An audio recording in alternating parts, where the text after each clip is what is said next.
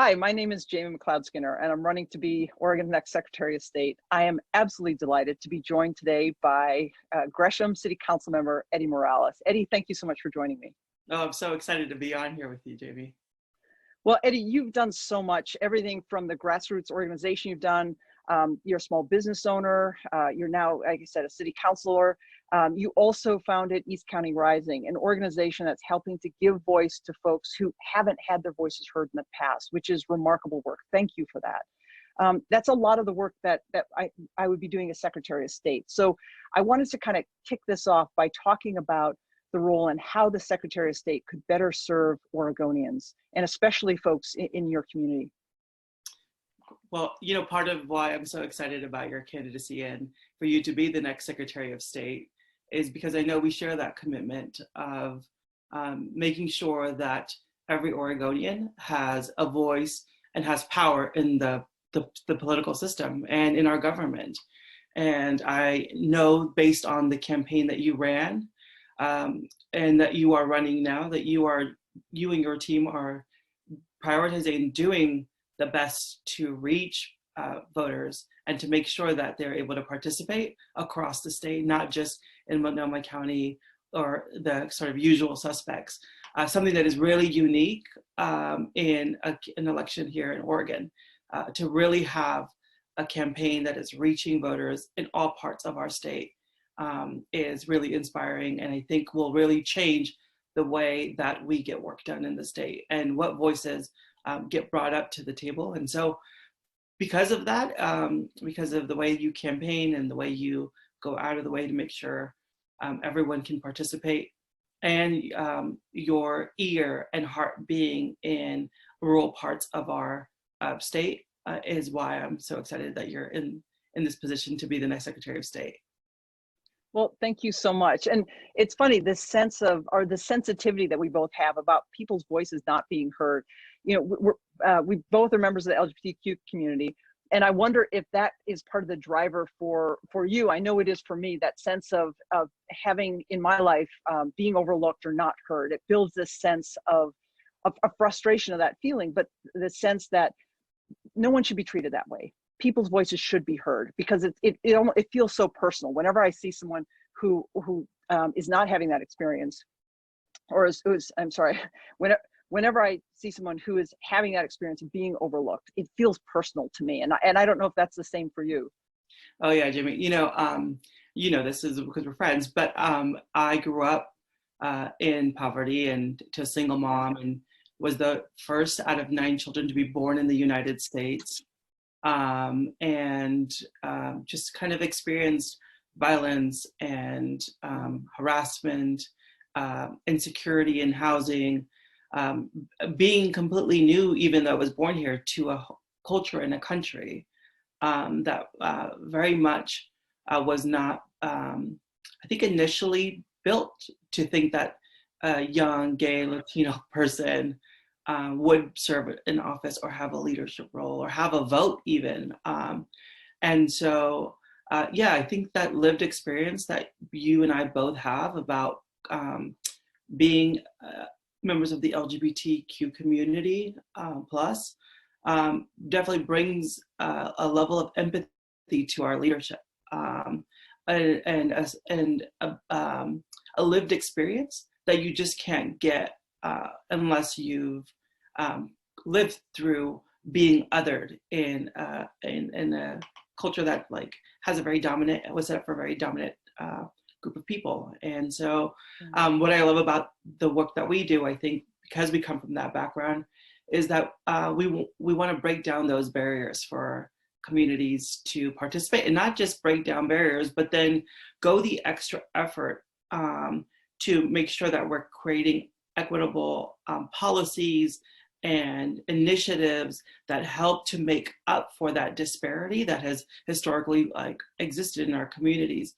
And so, I think that's another reason why, I'm so excited for your leadership, is that you have a lived experience that will only let you be a much more empathetic leader and coupled with your obviously skills and experience of management, of serving in public office before, and I think about the moment we're in right now with COVID-19, and even your experience in managing crisis, right?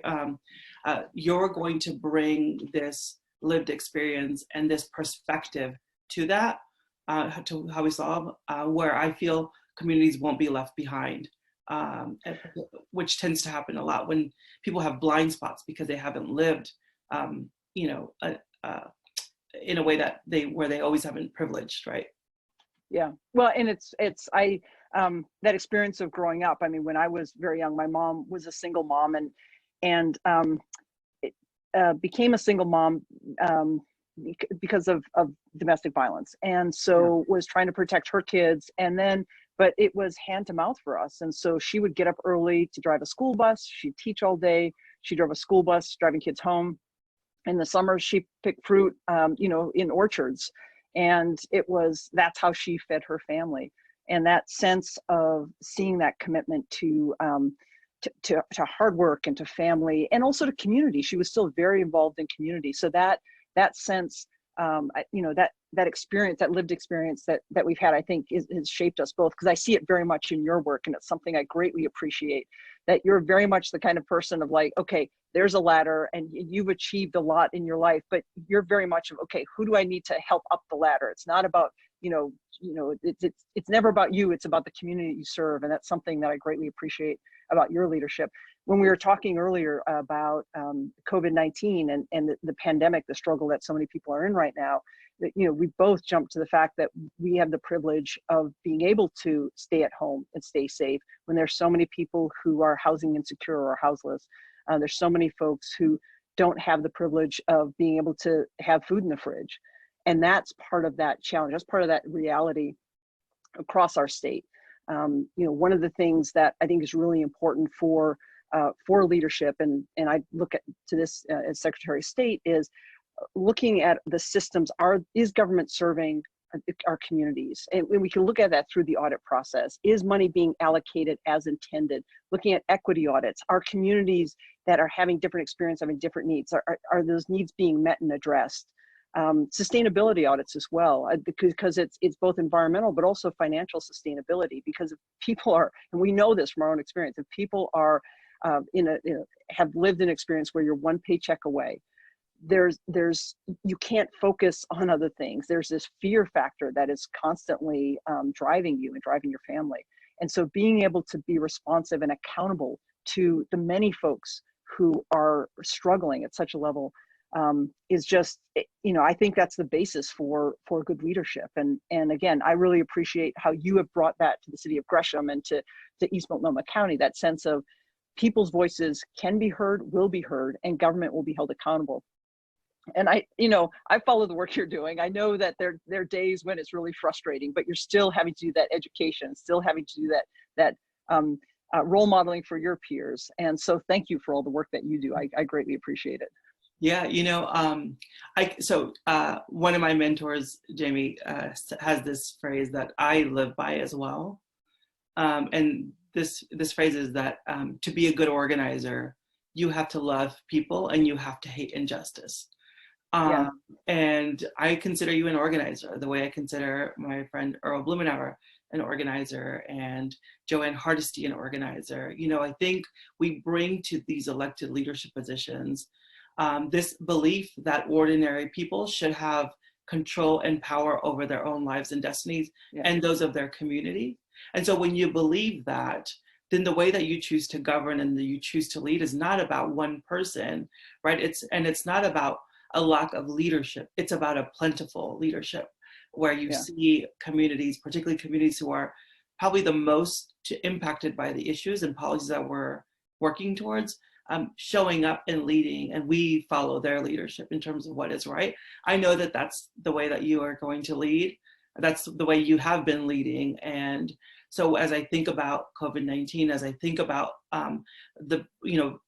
increasing voter participation and voting rights, I know that you will always go to the people who have been impacted by not being able to vote, by not, maybe being connected in the way that we're even able to connect right now through Zoom. Like, you know, like there are people who don't have this technology or access to this type of technology to stay connected and informed about what is happening or what resources are there for them or like how their families are doing. And so I know that like you will start there, and then by fixing policy and taking leadership from communities that are being impacted, we will come up with the best solutions for our state and everyone, right? Like the actual tide will lift all if we start there, as opposed to just sort of the people who already have access and already have very comfortable using their voice to get what they need.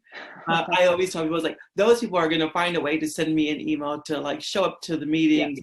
You know, I want to hear from the people who are working 2 to 3 jobs, who don't even understand that they can come and voice their opinions or their concerns to us, because that's the voice that's missing, and that's the perspective that I want to hear about, as well as those that are going to find their ways to me.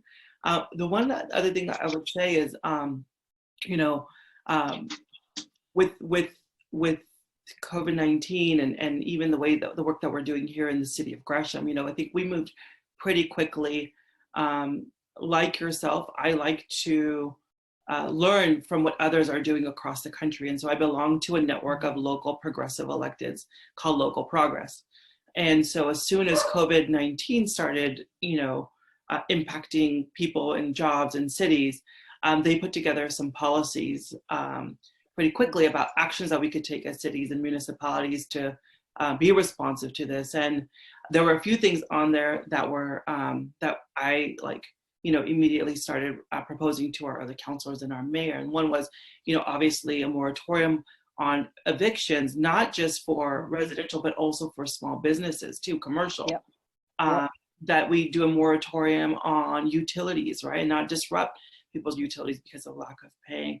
And that we actually figured out a way to put cash in the hands of people in Gresham. And so we stood up a fund pretty quickly that allowed small businesses and nonprofits in the city to be able to apply for funds to help sort of with some relief. Now, we're constantly doing more and more. We have our staff calling vulnerable populations right now just to check in on them, seniors and people, you know, with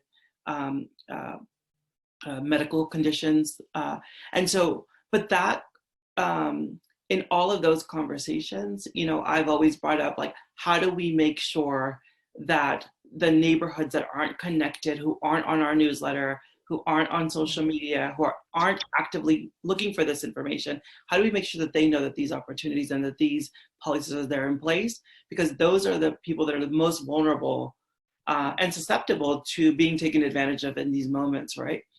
And you being in the Secretary of State position and having the database of businesses, nonprofits, institutions, right?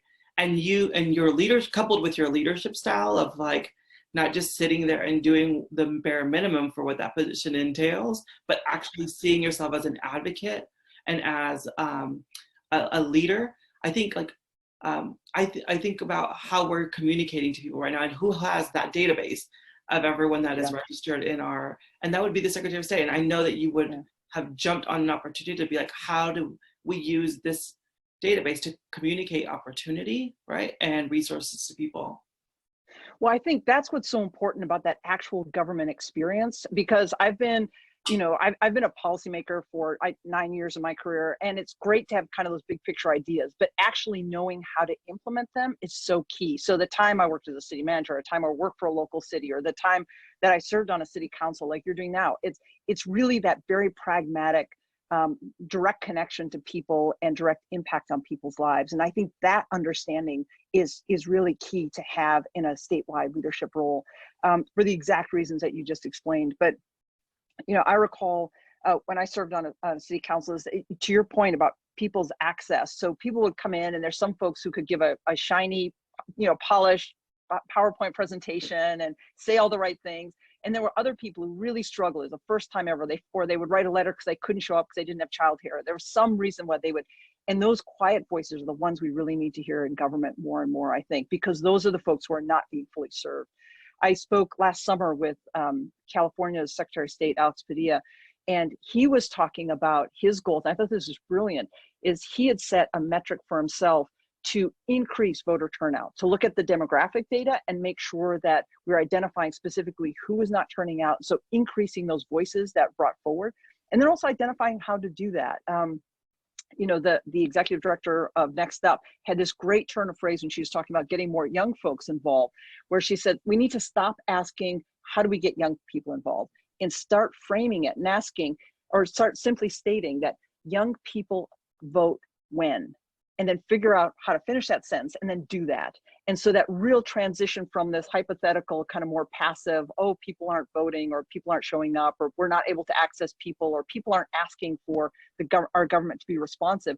We know there's the need out there. And so how do we reach out to folks? I was also speaking with a council member who's Vietnamese American, serves Lake Oswego, Council Member Nguyen, and he was saying, as a small businessman, he was saying that and I have to admit, I was making an assumption that more people in the urban areas would have access to broadband, because I know that's an issue in rural areas. Well, he was saying, especially small business, especially immigrant communities, just simply not having access. And so we were talking about access points and how we could make sure people had better access. So it's starting with getting people access to their voice. And in the past work I did in refugee, the refugee resettlement work I did in the Bay Area, it was also naturalization. So helping people become citizens, helping people register to vote, helping people hear, find their voice and vote and exercise their right to vote. And then also making sure that services were responsive. And so reaching out and identifying where are those gaps right now. And meeting with communities and listening to community organizers and identifying those gaps, and then figure out how do we overcome those gaps, and really getting to that mentality of not just, well, people aren't showing up or people aren't voting. No, people vote when, and we need to find out what that looks like and how we do it. And then also that government is accountable. So through the audit process, the Secretary of State, of course, is not a regulatory agency, but it is a way to daylight what we're doing well and what we could do differently.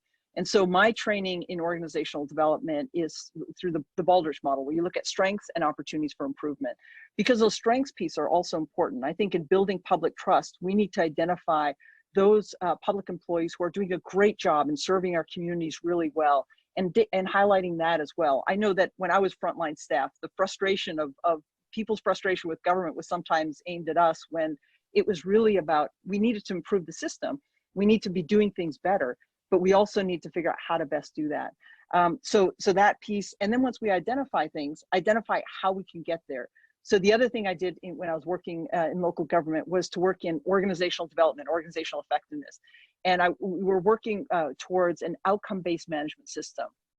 So instead of looking at just what you do, look at what you want to achieve, and then figure out what you need to do to get there. And also rely on the creativity of your team to figure out the steps to get there.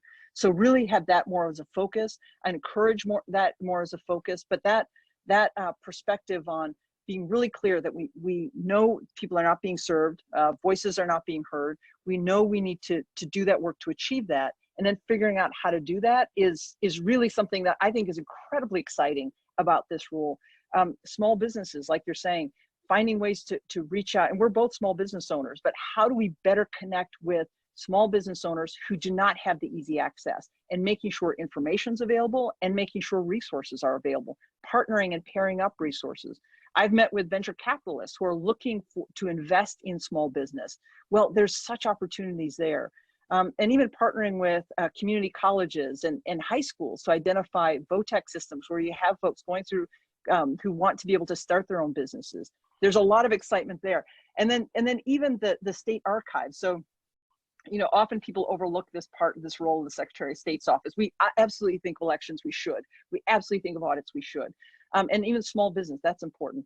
But even the state archives, where it's looking at transparency, making sure people have access to information about government, but it's also telling our state story. And so I use the example of the Four Rivers Cultural Center in Ontario, Oregon, where they tell the story of the region from 4 perspectives: from the Native American perspective, from the Basque perspective, from the Japanese American perspective, because there were a lot of Japanese Americans who moved to that area during the time internment camps, and from the European settler perspective. And as you can imagine, at different times in history, different incidents were experienced very differently by those four community groups.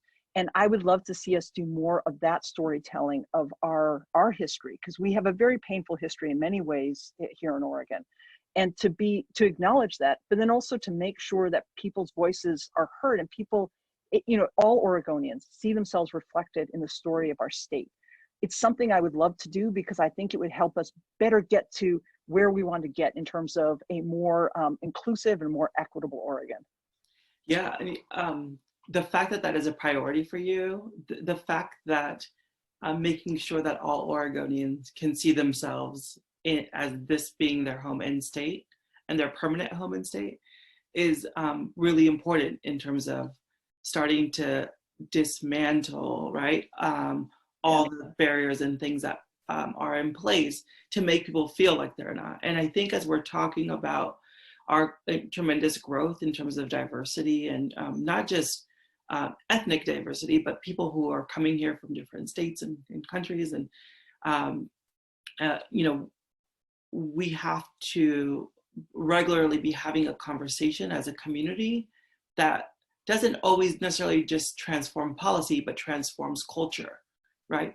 And many times policy minded people forget that culture piece of it. And so, and I think that this has been true also in Oregon. In a lot of ways, we're leaders across the country in terms of having some of the best policies around civic engagement, around reproductive health care, you name it, we're sort of lifted up all the time. Yet people in our own state, right, don't necessarily own, live, and breathe what is available here for us. And part of it is access. And part of it's like, a couple of people sitting in a room coming up with good policies without engaging the community. And so then it never makes it to the culture piece of this component, right? Yeah. And so we feel good and we're great and we have all these policies, but that doesn't necessarily mean that people know that they're there, and they never had a stake in getting it done. Yeah. And so then it doesn't translate into a cultural shift in our state. Now, well, also, but even with those laws, they're not experienced statewide. They're experienced in certain bubbles, but not statewide. And I assumed when I started doing a lot more work in Portland, connecting with communities in the metro area, I assumed that disconnect was more of an urban-rural disconnect, that some of those progressive policies were not experienced by, well, exactly. That I was shocked at the number of folks in the Portland metro area who were saying, we're not, my voice is not being heard, and these great progressive policies on paper are not applying to me in my life. Right. And that is the disconnect right now. And that's where I think there's so many voices across our state who are not feeling heard. That's the work of government, that we're falling short. And so it's not about the little press release we can give on whatever policies. It's making sure that people experience and can exercise those rights and can live those experiences. And I really love your point too about it's about shaping our culture and evolving our culture. There's a lot of pride in long-term Oregonians about the Oregon way, and how it's about people being able to come together across the political divide to develop some good policy. Well, I've been talking about the Oregon way 2.0 because we need that ability to work together, but it needs to include more voices. It needs to be more equitable. It needs to have all voices at the table. Otherwise, that's where we want to go, right? And a lot of people will say, kind of pay lip service to it, but we need to do the structural change that you're talking about to get us there. And we need to, and sometimes that's, it's sometimes an organic system. You bring more voices to the table and you're going to have some people angry at what's going on. But you know what? That's part of making it better, and hearing those voices and figuring out how we adapt and we get better. The exciting thing about the Secretary of State's role is the whole job is about making sure voices are heard and making government better. That's it. And making government accountable to all Oregonians. And when I say all Oregonians, I mean everybody. It's not, and this gets to be a bit controversial, but it's not just voters, it's all Oregonians. That's correct. And so everyone who is in Oregon are Oregonians, and that's who needs to be served by our government. And we have so many gaps right now. And in individual conversations, I'm hearing so much frustration. And so I'm excited about the opportunity, but we have a lot of work to be done, and it's unseen work in some circles, but it's really important work. Yeah. Good policymakers are going to make good policy, and then the policy will exist. A good organizer is going to engage people, right, to get policymakers to work with them to make policy, which creates a movement, which then creates a culture shift. And I think that your way of leading is the latter, and the one that will get us to culture shifts. And I think that way of operating is so important in this role when we're talking about increasing participation, when we're talking about getting information out and from the community. And so I'm just very excited for this position to change. I think we had really smart policy roles when we extended motor voter and did automatic voter registration. Again, it wasn't a culture shift. And so therefore people didn't automatically think, oh, this is something that we fought for. And so therefore now we're going to go ahead and participate in large numbers, right? In some ways, it was like a small group of us who worked on doing the advocacy, but I don't think we missed an opportunity by not making it a larger conversation with all the voters and all the people in our state about that. And so I'm excited for your approach around engagement, because those of us who are living and breathing policy and organizing, that's great, but we need to use these positions to open up the conversations and to resource the outreach work to make sure that we're hearing from all people in our state. And it's funny. I learned that when I served for 8 years on the Santa Clara City Council, and that when I first got elected, I thought, okay, I've got these great ideas, and I just need to put just what you're saying, just get these ideas to move forward. And what I learned is, no, the community has to own them. People have to get their fingerprints on them. And even if the ultimate idea is not that picture perfect sense that you had in mind that you thought was perfect policy, that I thought was perfect policy, I came to realize that once the community owned it, it actually became better policy because it actually then tied into what people really needed. And it was something that I learned through my experience. I also, my experience was similar, I think, to yours now, is that where you're not in the majority. And when you're not in the majority, you learn how to, and I had to do this, I had to learn how to move policy forward by building up those alliances and those relationships and getting people's buy-in and all that other stuff. And it's much harder work, but it then, it's foundational work because it actually creates the change you're talking about. And I see you doing all the work you're doing. I see you doing the same. So kudos for that. And again, thank you for all the work you're doing, in East Multnomah County, in Gresham, but really statewide. You're a leader in so many communities, and you're helping to lift people up and make sure voices are heard. So thank you for doing that statewide in organizations and nonprofits, but also at the municipal level. And I look forward to, and I hope we can work together, and for both the statewide and the municipal level to do this work. Jimmy, we thank you, and I tip my hat to you too for all the work that you do. You're inspiring hope in a lot of people, just simply by the way you choose to listen to people, and being so accessible where people can bring you their concerns, their ideas.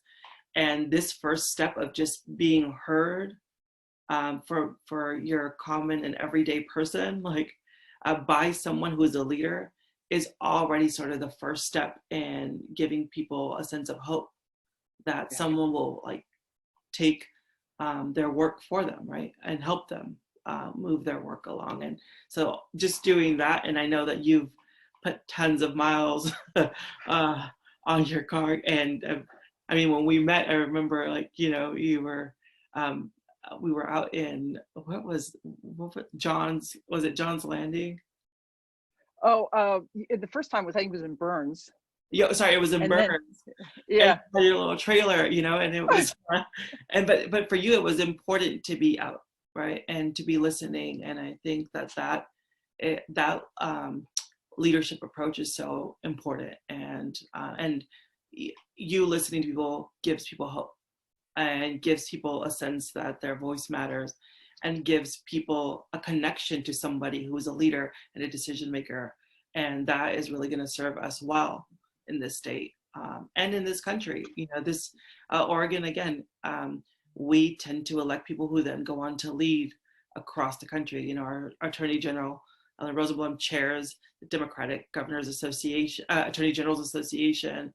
You know, our governor is a leader in the Attorney General, in the Governors Association.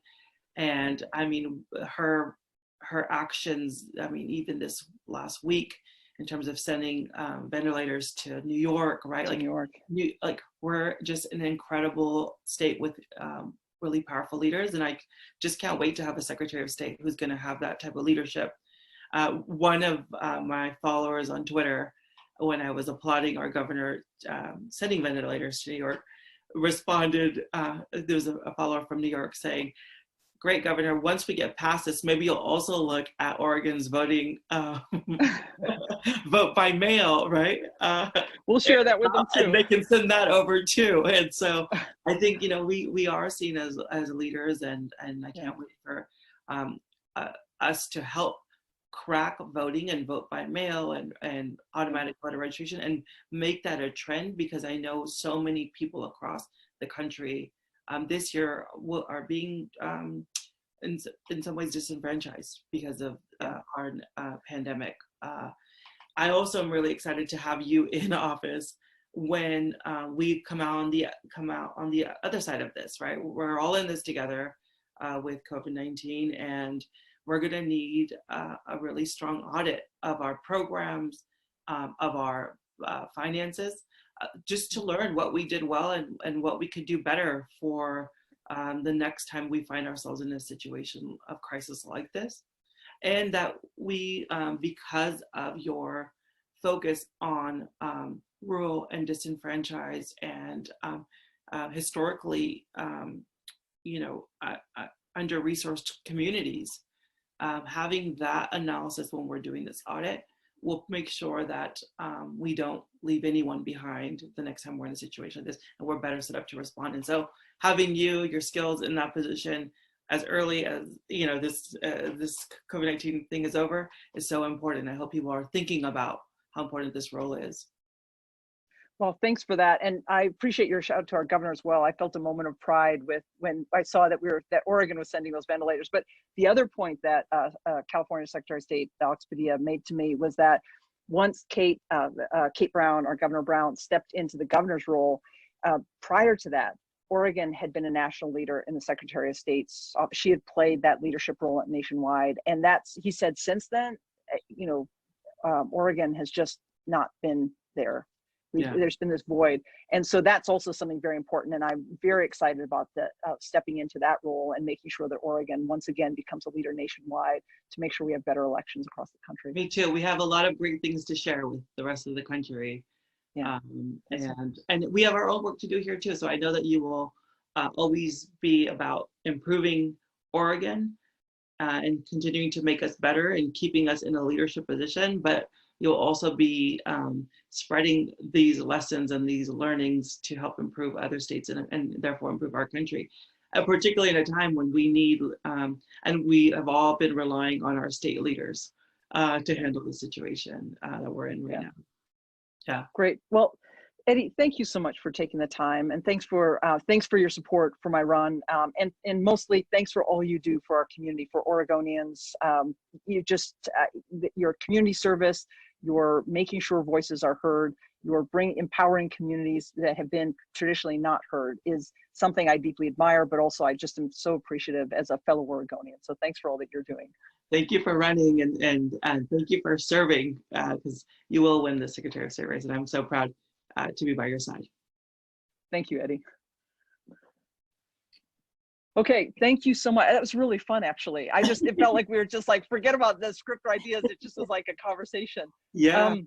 do you want, is there anything else you think we missed that we want to say while we still got the camera rolling, or? Yeah, I mean, you know, I think I asked you this when Jennifer Williams and I was maybe no, you and I never got a chance to talk about this yet. But when Jennifer was running, there was a question that I asked her about, and I don't know that this needs to be recorded. I mean, or you can use it if you want. But you know, I asked her. I said, what are some like reforms that we can still do to increase participation, right? Like, as it was automatic voter registration like can we move to a place where we just get rid of registration in general? Like, I know that there are states, is it North Dakota, that doesn't have voter registration, and people are just allowed to show up and vote. And I'm thinking, you know, we probably have a better way of implementing that, because we already mail to people their ballots. And so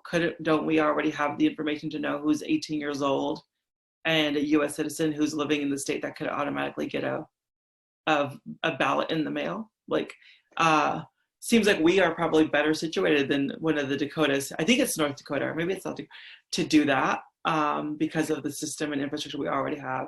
And then the other thing that I asked too was, you know, I believe we end up having almost 20,000 people incarcerated at any given point, right, in Oregon. And while incarcerated people are not allowed to vote here. And so I'm thinking, I just hosted a happy hour for Mike Schmidt for district attorney on Friday. And we talked about, one of the guests in that happy hour asked, like, Mike, will you, as you're thinking about reforms in the criminal justice system, will you include the voice of formerly incarcerated people and people who are in prison or in jail in the solutions of what we need to do? Because they seem to be the most qualified to give us ideas, right? And so I'm curious, like, whether you think that expanding voting would also include getting rid of this statute that we have about like not being able to vote while in jail. Yeah, I think expanding access and expanding, like I said, when I say Oregonians, I mean all Oregonians. And then how do we make sure voices are heard? And so there's a couple different things. Going back initially to your first question, you know, one of the things I've been thinking of for several years is the fact that we have some communities of migrant workers who go from California to Oregon to Washington. And I think there's a huge opportunity for those who's, and when we have, it's a community that includes both folks who are citizens and folks who could become citizens, and some folks who are, because of their current documentation, there's a barrier there. So starting with folks who are citizens, and then working to, like I said, I've worked before in naturalization and providing those services. So that's work that can be done too. But making sure voices are heard. If people are working, because of their work having to transition between, you know, 3 different states, I think it'd be really cool if we could have, because we are vote by mail, have people designate a location in Oregon and have folks, so it doesn't matter where they are at the time. I mean, this is the thing. If you're a high-tech person who's over in France or part of it, you're still a voter. I mean, if you're in the service, you're still a voter. Why people who are feeding us, why is that, why are folks still not voters? But being able to designate a location in Oregon, I think could actually be incredibly powerful for changing the dynamics of the voices that are heard and voters in a region. Folks who are still working in a region for a period of the year and whose voices should be heard, I think would also really shift political dynamics, especially in our ag areas. So that's one idea I'd like to explore. Then the idea is, whether it's folks who are incarcerated, and to your point, always go to the experts. Don't sit back in a fancy glass tower and try to figure out solutions. You got to go and show up and listen to folks who are having that experience and should try to figure out how to make that work. But even for younger folks, I think I'm a big supporter of dropping the voting age. So, but I do think that we should do it in a 2-step process, because some folks are saying just drop it, period. We know there's challenges. I've talked to county clerks about this. So one of the challenges there is, how do we protect the information of minors while also still reporting things out? So we're gonna have to figure out some of those things. So I'd like to see us move forward and take that first step. And let's start with like school board and ESD board. So I serve on an ESD board. So it's like, you can make a direct argument for students being able to help elect the people who are running the institutions that serve them. It's also that transition is also a way to help move beyond some of the pushback I'm hearing. And once folks see that the sky will not fall if younger people are voting, then I think that will open up for that second stage. But also let's figure out kind of the kinks in the system and how we address that by having kind of this interim step, and then going to really dropping the voting age. We really engage more people in a voting culture. You know, obviously things like, you know, if language is a barrier, addressing that. But I was also talking to another county clerk who was saying, you know, I think we should be expanding access to voter, this is still a voter registration piece, beyond just the DMV. I think it should be all state agencies. And so we were talking about it. She was like, well, the challenge is to have some frontline staff person be an expert, not just in whatever the services they're providing, but also on elections. So what she's doing in Deschutes County is having these little kiosks, you know, these little electronic kiosks in any kind of state agency, and you could go in and then just sign up right there and you're registered, and boom. So it has all that information. So getting things like that out and about so people have access to it, so people are encouraged, people have more information about the fact that, you know, that if you're not a Democrat or Republican, you're limited in terms of who you can vote for in the primary. I still think there's some work to be done there, and I don't really know what the solution is, but making sure voices are heard while also allowing parties to maintain kind of the integrity of their values, or, you know, selecting a candidate who's more tied into their values. I think that's something to do. Jimmy, if I could just jump in here too, yeah. like, you know, I think that you being in the Secretary of State's, you know, office, the possibility, right, to seek out partnerships with businesses, nonprofits, state agencies to really push voter registration and civic engagement. Like I've seen other states where like the secretary, and even here in the past, we've had this leadership where the Secretary of State would make information available, you know, really validate and uplift strong partnerships with nonprofits whose mission is to increase civic participation and improve our democracy. Like, and that's the job. Why, I don't get it. I don't get it. Why is that not like, why are like on speed dial kind of thing? Actually, that's an old, again, because there's people who get elected and do what's on the job description and the bare minimum, and then there's people who get elected who are leaders and are drivers and are about reforming things to make things better, and like our mission aligned around equity, right? And I think, but that's that vision piece. If you want to have there, yeah, but that's if you really are sincere about higher voter turnout, it's not about a nice talking piece. It's about saying, okay, let's look at demographic data. Let's see who's, I mean, because there's two indicators there. One is to get more people to vote overall, but also to decrease the difference in demographics. So if we have, you know, if and we've seen this more traditionally, younger voters or some, you know, some communities of color are less likely to vote.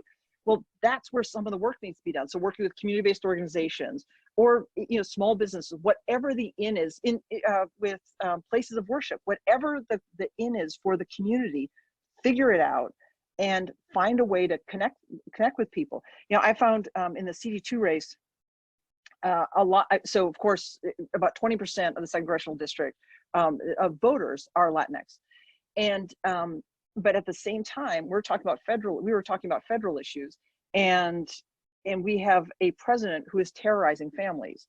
So a lot of people were not necessarily very excited about, you know, showing up at community meetings or town halls or anything like that. But those conversations were critically important. So we were having to find ways through private house parties or other ways to work with community-based organizations. In some cases, some community organizations then developed. I mean, there's one now, right, in Hermiston, that we worked together on No on 105, and they developed an organization specific to addressing, especially young Latinx leaders, to try to give an organization and a base, you know, something for folks to organize around.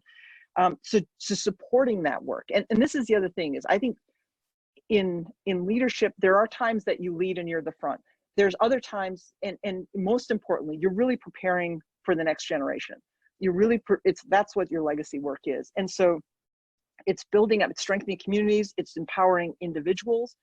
so that they can in turn lead. And that's when you know you've achieved success. So there are some of these metrics you can look at in terms of voter turnout, but part of the metrics also is, have you engaged and empowered and set the course for future leaders? And those are younger folks stepping up. So of course, if we're at a point now where we're having low voter turnout, we need to turn from that to actually having folks across the state in all communities. And it's better in the Portland metro area. We're not there in the rural areas, but we've got folks throughout our state who are remarkable future leaders that we haven't empowered yet. And that's the job. That's the job. Yeah. And you did it well, and you've proved to people that you can do this. I mean, when you ran for Congressional District 2, you got like 146,000 votes, which is the largest amount of votes and infrastructure that anyone has built east of the Cascades. And so clearly you know how to do it, and that's going to serve us well. We haven't cracked that nut, right? Of reaching outside of the Portland metro area. And so, but it's about empowering people, because the ideas are there. And my frustration actually now, just looking at the politics of things as well, is we're not doing our political homework across the state. And so there's a whole bunch of people who agree with our ideas, but that are not feeling connected to the Democratic Party, because there's not this sense of showing up, or not the sense of empowering ideas that, I mean, there's progressive democratic value ideas across our state in the areas that are identified as the most conservative. When you talk ideas, they're there. They're progressive ideas. I identify them as very progressive ideas. Now, we sometimes use different language, but also building up those relationships is a way to really, we have the potential within our state to, and it's not even about political party, it's about the ideas and values of a party that I've been affiliated with my entire life. But the party's hasn't always championed its own values or made the structural change to really realize those values. But that potential is there throughout our state. And our state, but also our country, is at this crossroads right now, where we've got this Trumpism factor, and we have folks who are not feeling heard, who have gotten sucked into that. We need to pull those folks back and say, yeah, we hear a lot of those folks, and I'm horrified by the vote they took, but a lot of those folks were just not feeling heard. They don't. Some folks are there, but a lot of folks, they just want to find their voice. And there's this untapped potential of folks who believe in progressive values. I didn't believe it until I got out there and talked to people. I can say that. I did not believe it until I got out there and spoke with and listened to people and heard what they're saying, to really see that potential that's there. And that's what I think we're missing. And so we're having these, crazy conflicts over not protecting the future of our planet. I mean, that's insane. Where rural areas, ag areas are the hardest hit by this. And so it should be on the front line of that change. But because of some of this political machinations that we're caught up in, and because of not doing some of our political homework to build up the alliances and to build around these issues in rural areas, we're missing so much potential. And that's, for me, that's the biggest frustration I have across the state, is to see that there's all these ideas on how we can move forward in a positive way, communities we can empower, voices we can hear, and we're failing to do it because we're getting kind of caught up in 20th century politics. That's part of the problem. Yeah, and one of the positions that I hold in my sort of civic life here is the treasurer of the Democratic Party of Oregon.